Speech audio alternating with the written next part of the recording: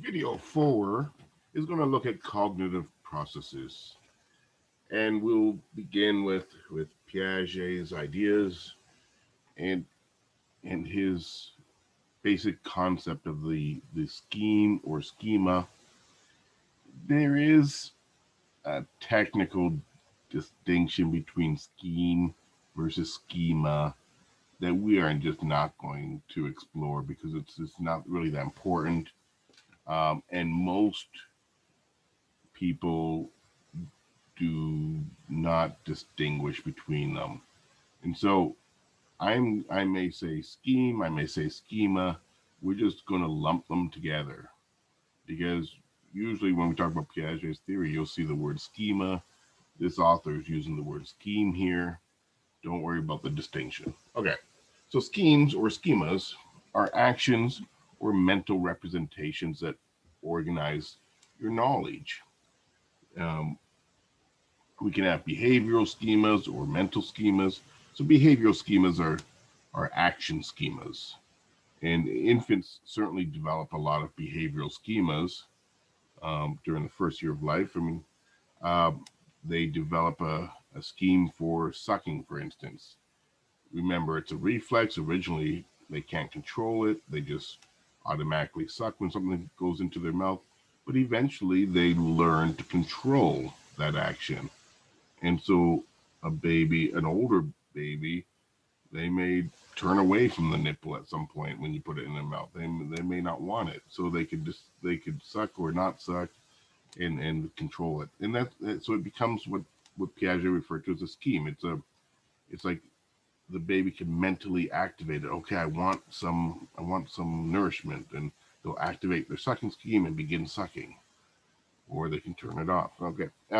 Infants will also develop schemes for looking, for instance. I mean, it seems like pretty basic. I mean, they can see, but looking is like, purposely seeing something, looking at something, and they have to learn how to do that. They have to learn how to purposely move their eyes if they want to shift them one way or the other, how to move their their head on their neck to look, in a different direction. Initially, they don't have those skills. They develop them with practice. So, so they're practicing and developing these behaviors. One more would be grasping. Later in the first year, I mean, they they'll learn a schema for how to pick up and hold an object, um, and so that they can purposely do it and do it correctly each time.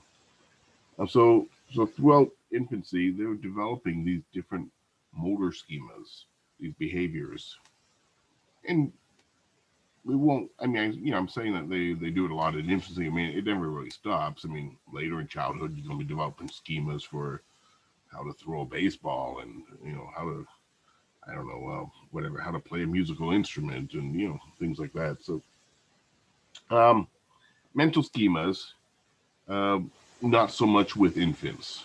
So mental schemas are like mental concepts and things, and also things like plans and action plans. So toddlers and older children will develop schemes for strategies and plans for solving problems.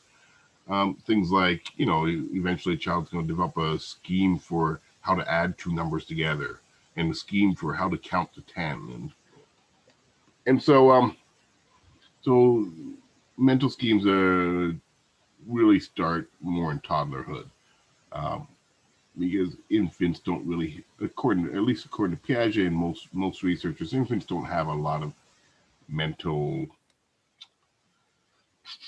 mental activity going on. I mean, the brain's working, but but the things they're learning are just how to move about in the world, how to use their their limbs, their hands, and their legs, and how to use their perceptual abilities. Okay, besides, I mentioned plans and actions as mental schemes, but you also have mental schemes of every object that you learn about. So you'll develop a scheme for what a dog is, and you'll have a scheme for I don't know what a chair is. At some point, you have a scheme for what your mother is, and you develop a mental representation of a mother scheme. And so and then eventually, they get more and more complex as we age, and eventually people will have schemes for things like, going beyond objects. They'll have schemes for more complicated um, ideas. Like you have a scheme for democracy and a scheme for justice. Okay. Um, we also one last kind of scheme is we also have event schemes. You develop schemes that represent events that you do over and over again. So like if you maybe you'll develop a restaurant schema eventually during childhood, for instance. If you go, after you've gone to a restaurant enough times, you can kind of have a general idea of what goes on, and your schema would include all of the sequences. Being waiting for to be sat down, and having drinks first, and getting menus, and ordering your food, and et cetera, et cetera. The whole kind of sequence. And then we use these schemas, so we're not surprised at every new experience in the world. So when you go to if you go to a brand new restaurant, you're just going to use your restaurant schema. You know what to expect. It's not like, whoa, I've never been in this restaurant. What's it going to be like? What's the sequence? I mean, like, we don't go in there surprised because we activate our schema and we know what to expect. And so schemas help you adjust and adapt to the world, and understand things in the world. So when I see a brand new dog running to me, I don't say, what is that? I still know it's a dog because it fits with my concept of dog, my schema. Okay. Um, Piaget talks about two processes that that people use to interpret new experiences in the world. One, I was just kind of describing some. The ones I was describing are assimilation, when you can use your existing schemes to make sense of new information or experiences. Like that new dog that was running to me, I would use assimilation and say that's close enough to what my mental concept of dog, my scheme of a dog. I'm going to call this one a dog too. And so assimilation is constantly, interpreting new information using your existing knowledge base, your existing schemes. Accommodation is when that doesn't work and you need to make adjustments. So when you take a young child to the zoo, and like maybe you have a dog at home, so they've developed a dog scheme already, but they haven't had a lot of experience with other animals. So what does a young child do when you take them to the zoo? They're like, doggy, doggy, doggy. Everything that has four legs, they basically call doggy because they don't have other names for those animals, and they're all kind of close enough. And so when you explain to this child, that's a tiger, that's not a dog, they're different. That's, you see the stripes, and it's actually, it acts differently than a dog, and it's more dangerous. And anyways, you explain a few things about it being a tiger, and so this child's going to have to form a new schema. That's accommodation. You're either forming a new schema or you're correcting and adjusting old schemas that turned out to be wrong. So at the same time that this child forms a schema for tiger, they're going to adjust their dog schema. Okay, things with stripes aren't dogs. You know, um, and if they learn about other animals too, I mean, their dog schema will keep getting adjusted and narrowed down. Um, you know, cat, at some point they'll realize cats meow and dogs bark, and so like, if something meows, it's not a dog. It's in the cat category. Anyway, so this is accommodation. You're adjusting and fixing and adding schemas. Assimilation, you're just going with what you know. This is going to lead to errors at times, of course. I mean, when the first time a baby comes across some pills, for instance, it's very common that a baby will think they're candy. A baby or a toddler, they'll think they're candies because they probably have no experience with pills. I mean, babies and toddlers aren't usually taking pills, so but they have a lot of experience with candies. So they see pills, they think they're candies. That's them assimilating that new experience. If they get corrected, then they will accommodate and they'll form a new category for pills. Okay, let me go on. Um, oops, okay, it's just not working. Oh, there we go. Okay, Piaget also talks about organization as being very important in cognitive development. Organization is um, connecting schemas together, into into an organized system where you relate schemas that go together. And I'll give you a quick example. You uh, an infant will, for instance, learn fairly early in life. They'll learn a dropping scheme. They'll just learn how to drop something purposely when they want to. I mean, basically, I'm holding it. I need to open my hands, and it will fall. Okay, so that becomes a schema. Uh, Later, as their muscles develop and they move into toddlerhood, they'll learn to throw things rather than just drop them. They'll learn that arm motion. If I want to throw it, I do this, and that will become a schema. And and at some point they'll engage in some organization and realize that dropping something and throwing something aren't that different. In both cases, I'm letting go of the object, but and so they'll become connected. Drop and throw are two different ways of getting rid of an object that's in your hand. And along the way, they're going to learn a schema for near and a schema for far. As these terms get introduced to them and they gain some experience, and they will connect near and far, realizing that they're both just different distances. Near is close and far is far away. Okay, and then they'll connect those terms to those first two, and they'll realize when I drop something, it ends up near to me. When I throw something, it goes far. And so right now they've built up an organized set of four schemas that are all interconnected: drop and throw, near and far, and there will be other schemas added to this. Like baseball will be the term baseball schema will be connected to throw, um, and I don't know. Grandma's house will be connected to the term far, and anyways, so this is what, and you can, and this is Piaget says this organization goes on constantly. I mean, it's really throughout your life. I mean, you don't stop. I mean, I'm still organizing schemas at times as I come across new information and I learn new things. I add to my existing web of connected connected schemas. And so this is one of the things that's advancing your cognition. Uh, being smart is like having a well connected set of schemas in a sense. Okay, I guess I'll go on. That's enough of that. Equilibration. I don't really. I'll tell. I'm going to kind of read what I have written down here, which is I think comes straight from the book. Equilibration. I mean, it gets defined differently, but equilibration is basically cognitive change. So as it says here, a mechanism by which children shift from one stage of thought to the next. Um, what I have written down is it involves movement between states of equilibrium and disequilibrium. You can see on the screen, disequilibrium is cognitive conflict. Equilibrium, I can tell you, is a feeling of knowing or understanding. So when you're in equilibrium, it's like I understand the world around me. I get everything.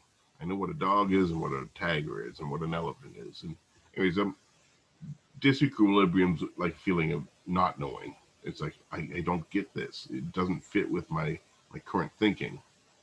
And so anyway, so equilibration is movement between states of equilibrium and disequilibrium, where the child's going to do be assimilating and accommodating a lot.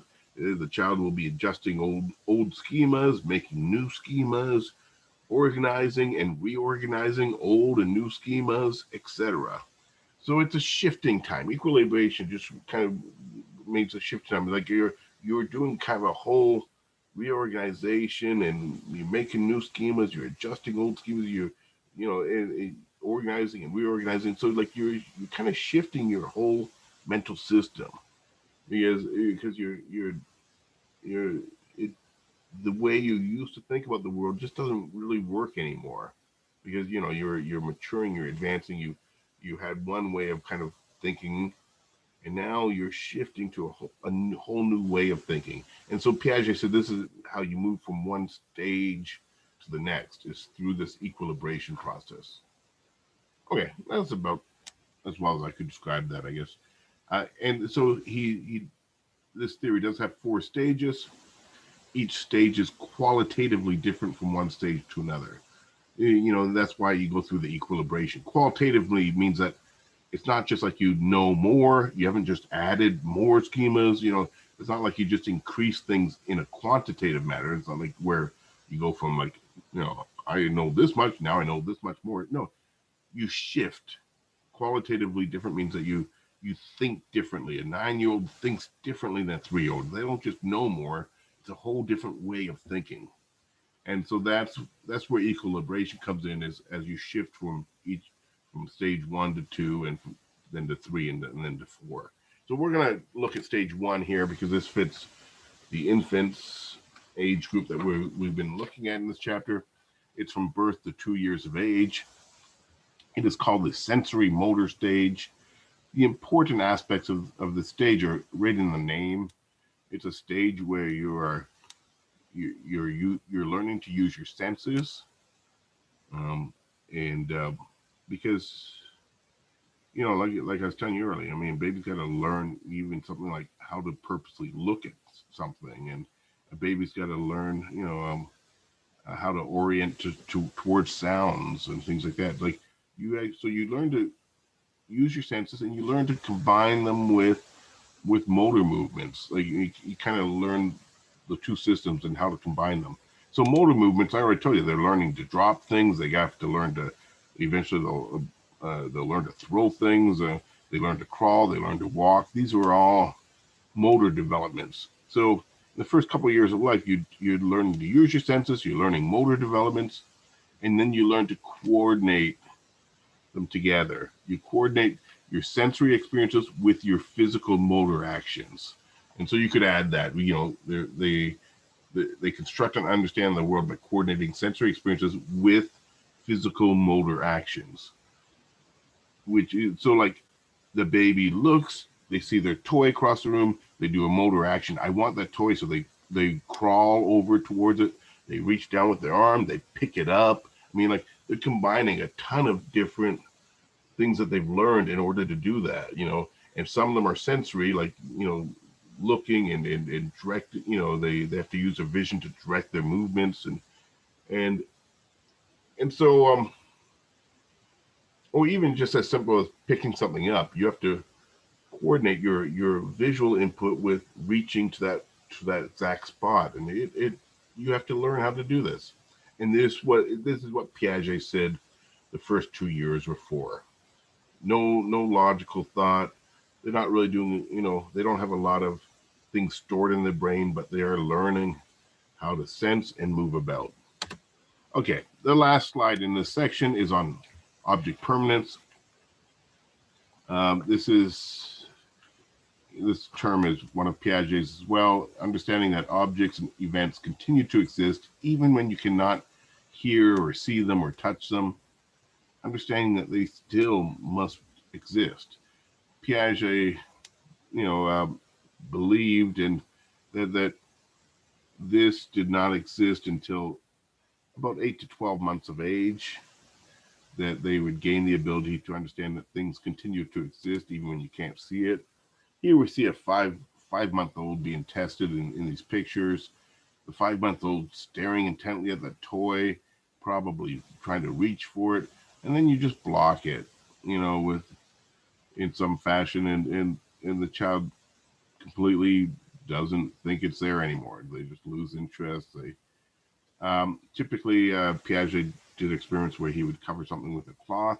I'm going to show you a video in a moment, and we'll see some demonstrations of 8.5-month-olds being tested for object permanence. this has been considered, it was considered by Piaget as one of the most important developments in the first year, learning that things still exist when you can't see them. So when that toast goes down, that bread goes down in the toaster, it still exists. It's not gone forever. So let's watch 2 short videos.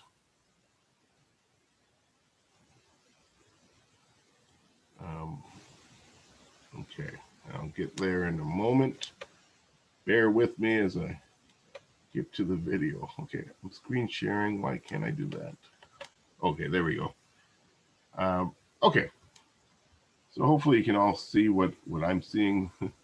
This is the first video. It involves Alexis, and we will see that Alexis has object permanence.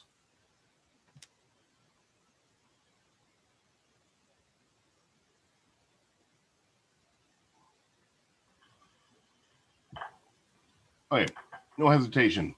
Picks up the blanket and finds a toy that she wants. The mother takes it away again, puts it under. You know, if you know it's there, of course, you're just gonna pick up that blanket and find your toy. Apparently, Alexis also likes spoons, and she finds them right away. Let's see it again. Let's see.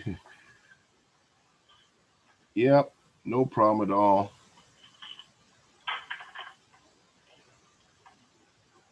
And again, okay, that is Alexis. She has object permanence.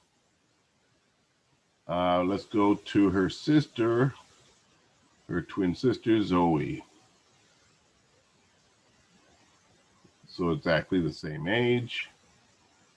And here we will see that Zoe has not quite mastered object permanence yet.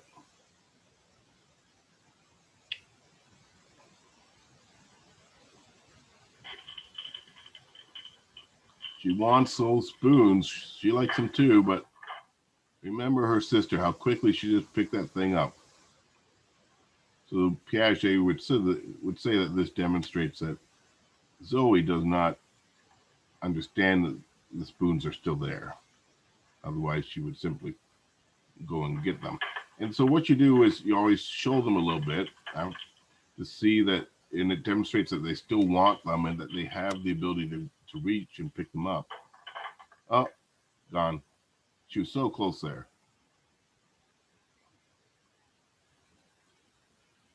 She's looking like you know, is there anything else? I mean, or are the spoons gone? Or now she just shoulder them a little bit, and she goes right after them.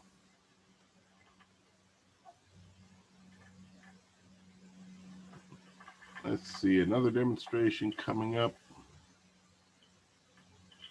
He wants them. They make a nice noise, and they're gone.